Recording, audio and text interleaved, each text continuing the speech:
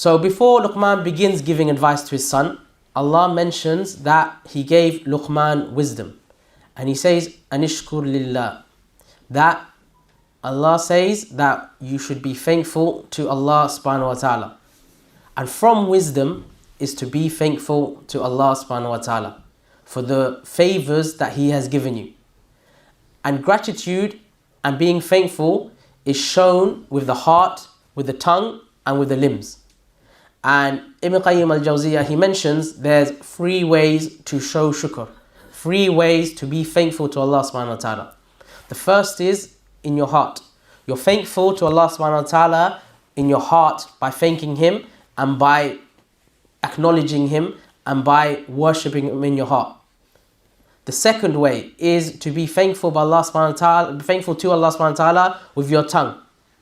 You give shukr to Allah with your tongue. You say Alhamdulillah, all praises be to Allah. Whenever something happens, you receive a job, you say Alhamdulillah. You receive some money, you say Alhamdulillah. You receive a toy, you say Alhamdulillah. Whatever you receive, you say Alhamdulillah. Whatever good happens to you, you say Alhamdulillah. That is how you are thankful with your tongue. And the third way is to be thankful with your limbs. Now that's thankful with your body. And the way to thank Allah subhanahu wa ta'ala and give shukr with your body is to worship Him. So do your 5 daily prayers, give sadaqah, perform hajj, all the different acts of the body. That is how you thank Allah subhanahu wa ta'ala. So if you want to know whether you're giving shukr to Allah subhanahu wa ta'ala, think, am I thanking Allah subhanahu wa ta'ala with my heart? Am I praising Allah subhanahu wa ta'ala and thanking Him with my tongue? And am I thanking Allah subhanahu wa ta'ala with my body by worshipping Him? And it's mentioned in As-Siyar al-Allam al-Nubala that one of the scholars of the past, he mentioned that whenever a calamity falls upon me, I am thankful. I give shukr to Allah for 4 things. So this is even when something bad happens to him, he's thankful to Allah subhanahu wa ta'ala. And he says the first one is because I thank Allah subhanahu wa ta'ala that it wasn't worse than it actually was. It could have been worse. You were in a car accident, you became disabled you became on a wheelchair. Alhamdulillah, I'm not in a coma. So it wasn't worse than it actually was. The second is Allah subhanahu wa ta'ala gave me patience to bear it. So you say Alhamdulillah, whatever the thing is that happened, Alhamdulillah, I was patient and Allah subhanahu wa ta'ala gave me the ability to be patient to bear it. The third is Allah subhanahu wa ta'ala gave me a chance to say Inna lillahi wa inna ilayhi raji'un. Allah subhanahu wa ta'ala gave me a chance to get reward by praising Him. And the fourth and final way I'm thankful to Allah even if I am tested is because I'm thankful that Allah subhanahu wa ta'ala did not test me in my religion.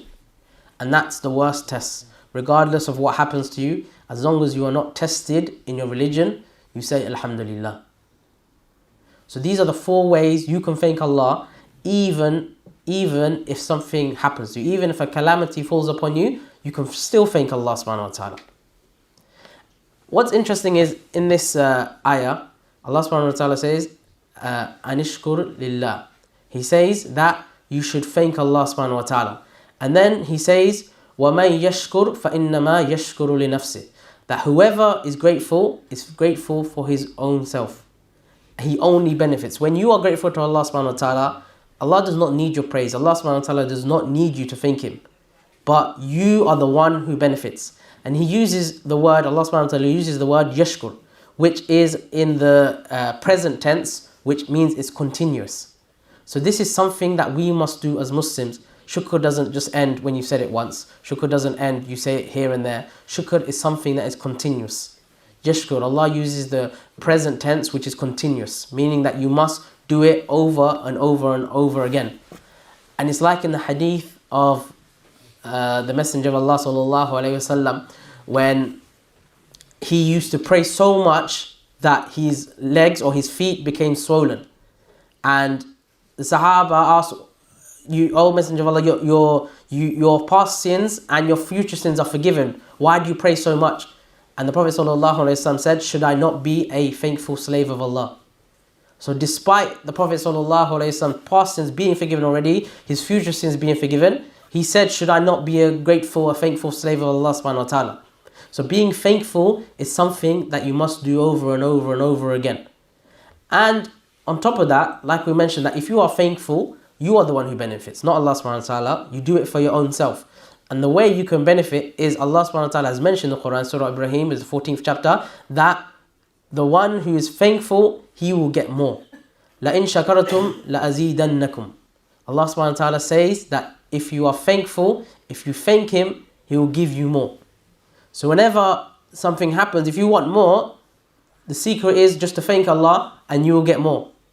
You thanking Allah subhanahu wa ta'ala means that you will get more. So you are the one who is thankful and you are the one who benefits. And this is something that's unique to the Muslim. Because in another hadith, the Prophet ﷺ said that how amazing is the affair of the believers. Whenever something good happens to him, he is thankful. And whenever something calamity befalls him, then he is patient. And that is only for the Muslim. So this is something that Allah subhanahu wa ta'ala has given us, that even when something good happens, we are thankful and we receive more. And this is from the blessings of Allah subhanahu wa ta'ala.